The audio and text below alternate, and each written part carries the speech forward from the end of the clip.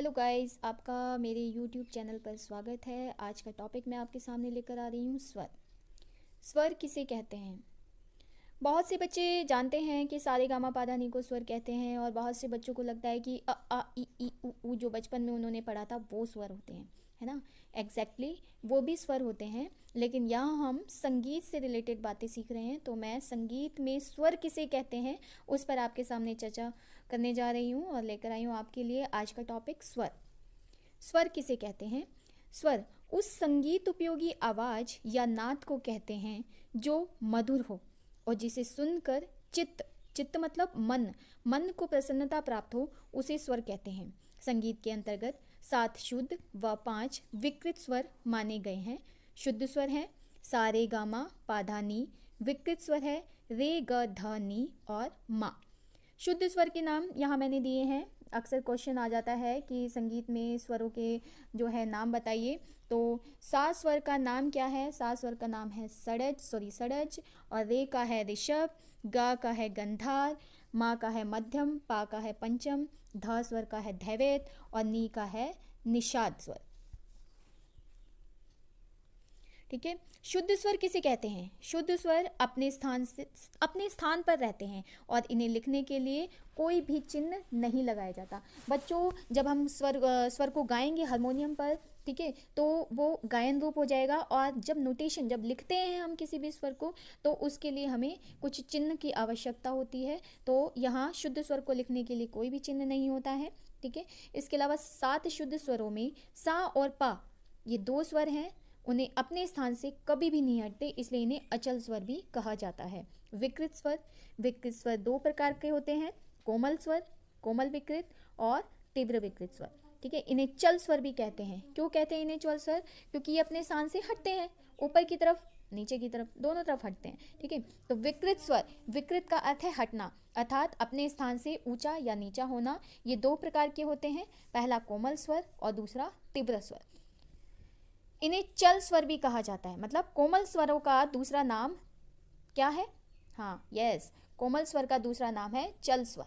ठीक है। कोमल स्वर जिन स्वरों की आवाज को उनके नियत स्थान से नीचे या ऊपर गाया बजाया जाता है, उन्हें कोमल स्वर कहते हैं। कोमल स्वरों को लिखने के लिए स्वरों के नीचे लेटी रेखा लगाई जाती है, जैसे रे गा धा नी। ठीक है। और तीव्र स्वर शुद्ध माँ, अकेला माँ ऐसा स्वर है बच्चों जो तीव्र स्वर कहलाता है। ठीक है। और इसकी आवाज को या इसे अपने स्थान से ऊंचा किया जाता है, तब उसे तीव्र स्वर कहते हैं, जैसे मध्यम और माँ के ऊपर खड़ी रेखा लगाना। ठीक है। इसका जो है चिन्ह होता है, उससे हम दर्शाते हैं कि ये शुद्ध माँ है अथवा तीव्र माँ है। तो जैसा कि आपने इसमें पढ़ा कि कोमल स्वर और तीव्र स्वर, कोमल स्वर अपने स्थान से नीचे की तरफ हटते हैं और तीव्र स्वर अपने स्थान से ऊपर की तरफ हटता है। और इसको कोमल स्वरों को लिखने के लिए स्वरों के नीचे लेटी रेखा लगाई जाती है, और तीव्र स्वर को लिखने के लिए स्वर के ऊपर लेटी रेखा लगाई जाती है। बच्चों, नेक्स्ट में देखिए, ये मैंने एक चार्ट बनाकर आपको समझाया है। ठीक है। चार्ट में आप ये देखिए, ये स्वर हैं, ये शुद्ध स्वर है, ये यहाँ पे विकृत स्वर मैंने लिखे हैं। ठीक है। और सा और पा, देखिए ये 7 स्वर यहाँ दिए हुए, सा रे गा मा पा धा नी। ठीक है। और इसमें हमने सा और पा 2 स्वरों को निकालकर अचल स्वर कहा है, और चल स्वर रे गा धा नी और मा। ठीक है। कोमल स्वर है, ये स्वरों के नीचे लेटी रेखा लगाकर मैंने बताई है, और यहाँ तीव्र स्वर अकेला है, इसमें माँ के ऊपर खड़ी रेखा मैंने लगाई है। शुद्ध श्रुति और स्वर की तुलना, मतलब श्रुति एक अलग से टॉपिक है, वो भी मैं आपको वीडियो में समझाऊंगी नेक्स्ट टॉपिक में। पहले हम यहाँ पे श्रुति की परिभाषा से इसको समझ लेंगे। ठीक है। तो श्रुति की आवाज़ स्वरों की अपेक्षा कम स्पष्ट होती है, और स्वर की आवाज़ श्रुति की अपेक्षा अधिक स्पष्ट होती है। श्रुतियों पर कम ठहराव होता है, स्वरों पर अधिक ठहराव होता है। श्रुतियों में अंतर कम होता है और स्वरों में अंतर श्रुतियों की अपेक्षा अधिक होता है। श्रुति संख्या 22 है।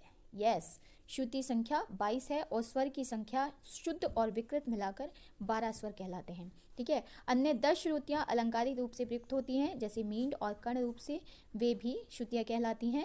जब किसी श्रुति पर अधिक ठहराव होता है और इसकी आवाज़ स्थिर रूप से स्पष्ट नहीं होती है, तभी वह स्वर कहलाती है दोस्तों। ठीक है। अब हम पढ़ेंगे इनमें समानताएं क्या क्या हैं, श्रुति और स्वर में क्या समानताएं हैं। ये देखिए, श्रुति और स्वर दोनों ही संगीत उपयोगी आवाज़ें हैं। यस, दोनों ही संगीत उपयोगी आवाज़ें हैं और दोनों का उपयोग गायन वादन में किया जाता है। 22 श्रुतियों में से 12 स्वर को चुनकर गायन वादन किया जाता है। यही नहीं, अन्य 10 श्रुतियाँ भी कर्ण या मीण रूप से प्रयुक्त होती हैं।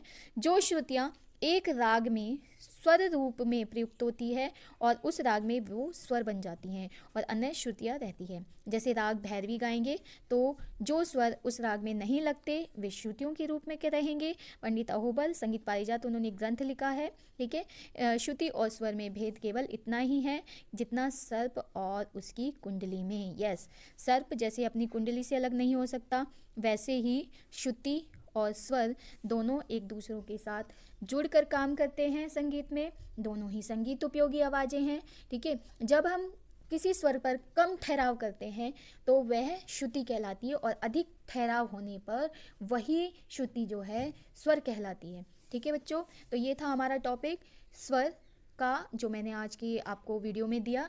तो इसे आप ध्यान से सुनेंगे, बार बार रिकॉर्डिंग को सुनेंगे और इसको जो इससे रिलेटेड मैंने नोट्स भी आपको दिए हैं, ये आप अपनी नोटबुक में लिख सकते हैं। इसको बार बार आप सुन सकते हैं मेरी वीडियो रिकॉर्डिंग को और पढ़ सकते हैं।